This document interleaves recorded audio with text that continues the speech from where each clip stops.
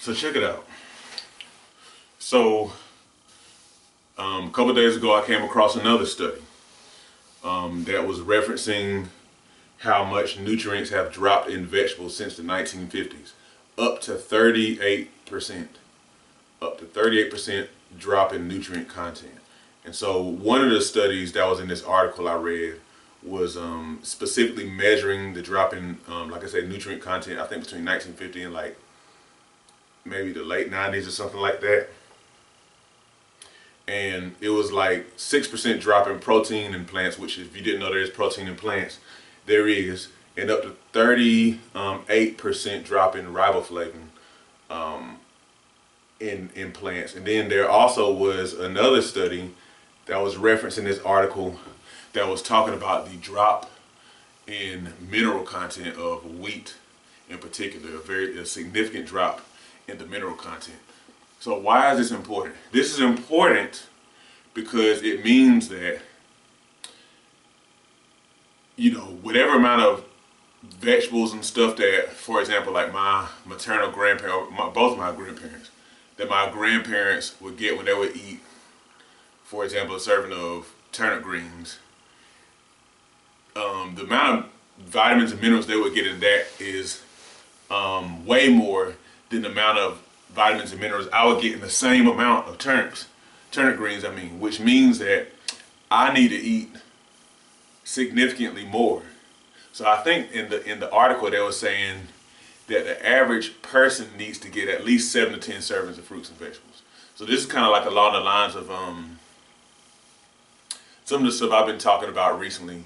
Talking about getting like, I want to say, what is it, 8 to 12 servings of vegetables a day. I can't remember because a serving is like a cup of raw vegetables or a half cup of cooked vegetables. I can't remember, but like I think it's 8 or 9 to 12 servings of vegetables. Yeah, I think that's what it is. Anyway, it's one of those. But anyway, we need vegetables even more than our grandparents and parents did, because nutrient depletion is such a significant kind of issue for us. Now, the reasons why, there are reasons that I've talked about, of course, on my channel. But one reason is because, you know, plants get most of their nutrients from soil. When they put in roots into the ground, they're not just getting water, they're extracting all kinds of vitamins and minerals and things like that that are in the soil that help them to be strong. They need vitamins and minerals too.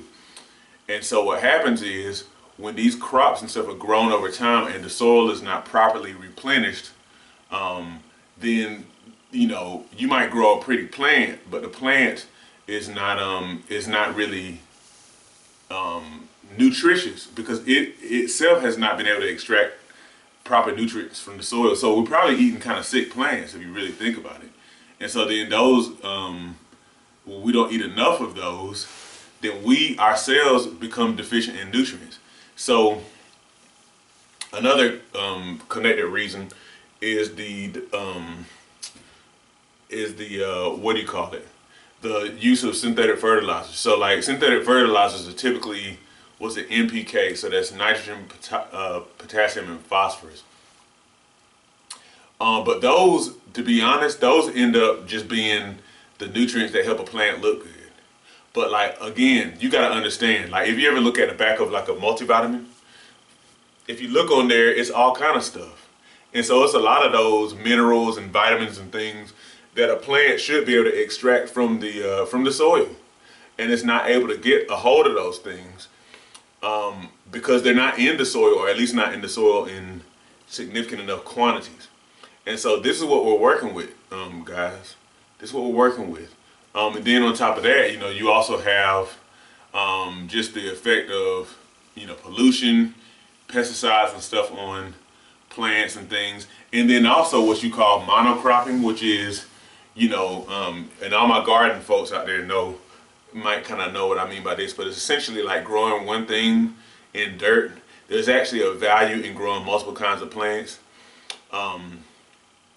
in dirt, because they kind of give to the soil and take things from the soil in different ways. So it ends up being kind of like I think you call it a symbiotic relationship, but when you just kind of grow one kind of thing at a time, it really, really kind of depletes the soil in ways that doesn't end up being replenished properly.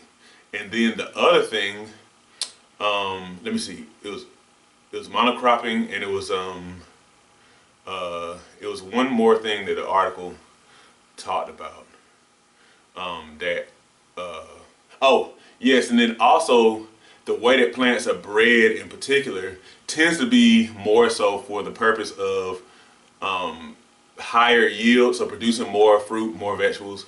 It tends to be for the purpose of like maybe it being more pest resistant and just kind of like producing more, for lack of better words. So things like that. But what happens is when they're bred for those very specific things, a lot of times you end up kind of they might be higher, like bred for taste, which can be cool, but at the same time though it could also mean more sugar in the plant. But the point I'm making is lower nutrient content when you just kind of only bred something for like a particular couple of traits or whatever. There's so much to plants. And so in a nutshell, we need more fruits and vegetables. Well, I say vegetables and fruits in that order because you really need them more. So you need more vegetables than anything. But this is what we're faced with. So it's like if you and I are going to be as healthy as we can be, like I say, one, we need more vegetables and fruits. Two, we need to, when we pick out vegetables and fruits from the store, we need to try to get as high quality as we can. So heirloom and organic are probably going to be the better choices because they might be grown with more sustainable kind of practices and whatnot. And I know a lot of this stuff is like all the phraseology and the things that people say, but when you think about it, it really makes sense. Especially living in a country like this one where we have so much, but then we also have a whole lot of illness and whatnot. It's like, we really have to pay attention to these things.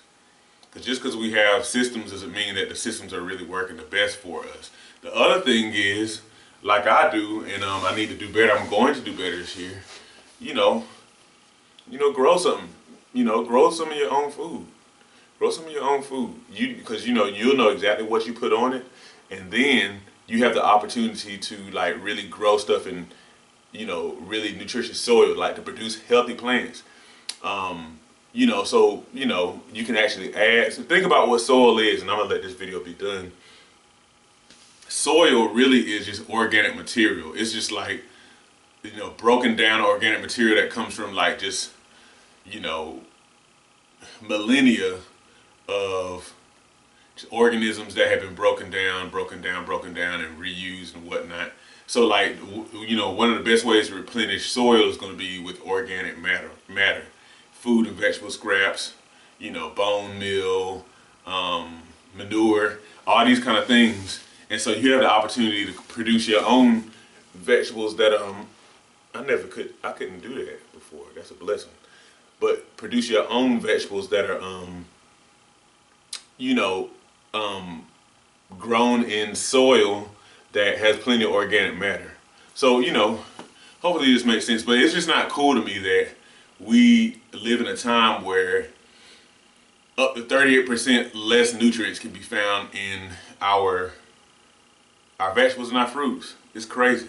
Eat your vegetables, y'all, and let's be proactive, man. We can't just be out here, just just suffering like this, so to speak. All right. As we get older, it becomes increasingly important to maintain and build muscle. Muscle helps you burn fat, stay mobile, and can contribute to longevity. However, many people have no idea how to work out to build muscle. My mini workout series on Patreon provides you with my body weight mini workout video library. These workouts use little to no equipment, which means that you can do them in the privacy of your own home. They start at beginner level and progress from there to ensure you continue to see results. Every workout is a full body workout, hitting chest, back, legs, and glutes, as well as other muscles in between.